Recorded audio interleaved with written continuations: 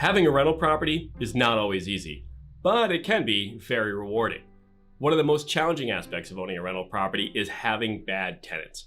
A bad tenant can cost you thousands of dollars or worse, so it's crucial that you avoid them at all costs. Today, I'm going to give you 10 tips on how you can avoid a bad tenant. And of course, you got to stay to the end because naturally the last tip is vital.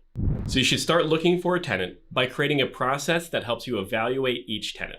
Then you want to apply that process consistently to everyone. That process is going to help you screen out bad tenants while treating everyone equal. Unfortunately, from time to time, a bad tenant's going to get through. And there's nothing you can always do about that. And we here at Two Guys Take on Real Estate, well, we're no strangers to train wreck tenants. We've got plenty of horror stories on our channel to talk about. One of my worst tenants wasn't one that was not paying or one that was moving out before the end of their lease, but one of our worst tenants was somebody that was absolutely filthy. And this actually happens, sadly, more often than you'd think. They were so disgusting and so dirty in their use of the apartment that the smell could be smelled from outside of the home. And if you walked through the apartment, your feet would literally make that sound that you hear at the movie theaters, that as you were stepping through the sticky floors. Absolutely gross. Now, that's bad enough because it's your property and they're really kind of destroying it. One of the worst things that happens with this situation, though, is it creates a pest issue.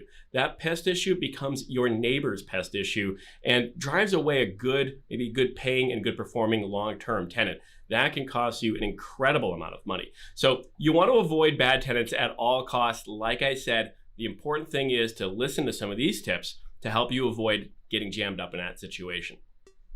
The first tip we're going to talk about today is a real red flag, and it's to evaluate the tenant's communication. So if this is somebody that's interested in renting an apartment from you, you want to make sure you evaluate how they are communicating with you. If they're coming across excessively rude, pushy, not being respectful in their communication with you, whether it's through email and writing or if it's in person at a showing, this is going to give you a good insight in terms of how it's going to be to deal with them and work with them long term, and you may want to move on. The next thing I want to tell you as a tip is our huge red flag for me is a tenant or prospective tenant that's late. Now, maybe they're late showing up to a showing. Maybe they're always running behind for something. Maybe they cancel showings last second or don't even cancel them at all. They just no show and then demand to get another appointment later on. They're not respectful of your time. That's going to be a huge red flag and a tip of somebody to avoid. Another type of tenant you want to avoid, and a huge red flag for me again, is somebody who has a lot of questions about stability. So if they're giving you questions right off the bat about, hey, what's your practice for late payments? Or when is the rent due? What happens if I don't get the rent in on time? Or is there a late fee? Things about that that challenge give you a huge concern about if they're going to pay the rent in full or on time. These things, if they're asked them right off the bat, are something you really want to take note of. Somebody who refuses to follow and work through your process. If you have a process where you have them give you a little bit of information and then you set up a showing and then you have them do something else and they don't want to follow that, they want to tell you how they're going to handle things, they want to tell you they're not doing any paperwork until they see the apartment, whatever it might be, if you've set up a clear process and everybody is following that process and you're treating everyone the same and there's someone who absolutely thinks that the process shouldn't apply to them, this is again a good telltale sign of what's to come in that relationship and probably somebody you should avoid. Another tip when it comes to avoiding bad tenants is to evaluate their credit history. Now, credit history is an important component into a lot of screening processes for a lot of property owners. It's a good example and a good way to tell how seriously they take doing the right thing, squaring up their debts, not leaving anybody hanging. Obviously, a big part of this business is charging rent and getting that rent paid. You want to make sure that that's going to happen, and credit can be a good insight, a good window into the future of what you have in store for you. Another tip when it comes to evaluating tenants, it's sad to say, but you need to evaluate their income.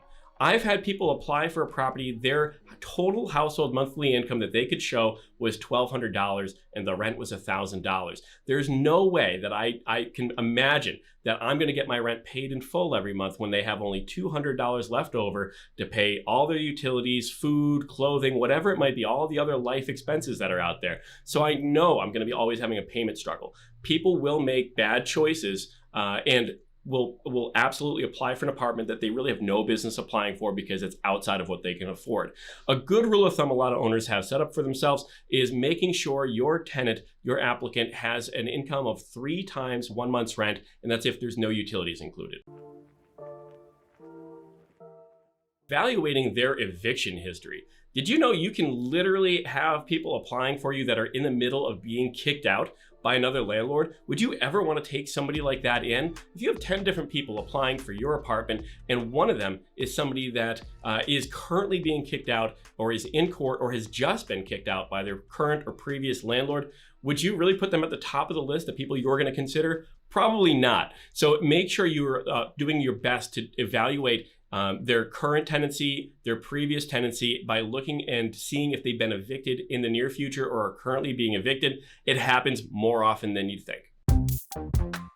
The next tip is going to be a tough one. This is to evaluate where they currently live, their current home, their current apartment.